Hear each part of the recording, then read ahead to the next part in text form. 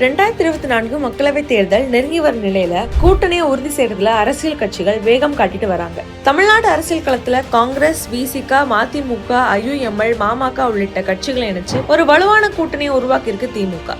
ஆனா ஒரு காலத்துல வலுவா இருந்த அதிமுக உட்கட்சி பூசலால இரண்டா உடைஞ்சு நிக்குது. இதனால முன்னாடி திமுக வெர்சஸ் அதிமுக இருந்த தேர்தல் களம் இப்ப திமுக வெர்சஸ் யாருங்கிற கேள்வியோட நிக்குது.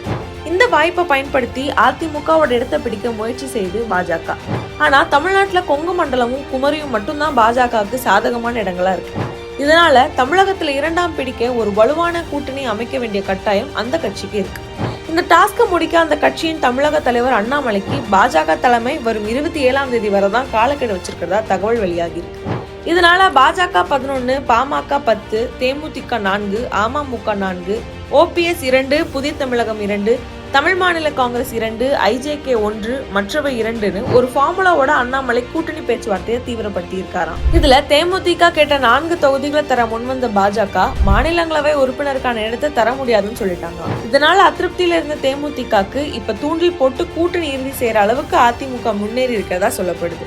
தேமுதிக கேட்ட 4 தொகுதிகள்ல மதுரை, விருதுநகர், கள்ளக்குறிச்சி தொகுதிகளை அதிமுக விட்டு கொடுக்க முன் வந்திருக்கிறதா சொல்லப்படுது.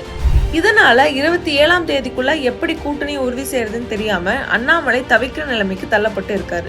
ஒரு பக்கம் என் மண் என் மக்கள் பயணத்துல பிஸியா இருக்க அண்ணாமலை தன்னோட பயணம் முடிகிற அன்னைக்கு தமிழகம் வரவுள்ள பிரதமர் மோடி முன்னாடி கூட்டணி கட்சிகளை நிறுத்திடணும்னு உறுதியா இருக்காரு.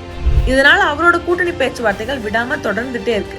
தேமுதிக அதிமுக கூட்டணி உறுதியாகுமா, இல்ல பாஜக தேமுதிகவை கொத்திட்டு போகுமா, பாமக யார் கூட்டணியை உறுதி செய்ய போறாங்க அப்படிங்கிற இந்த கூட்டணி குறித்த கேள்விகளுக்கு எல்லாம் பிப்ரவரி 27ஆம் தேதி பிரதமர் மோடி தமிழகம் வரும்போது முடிவு கிடைக்கும்னு எதிர்பார்க்கலாம்.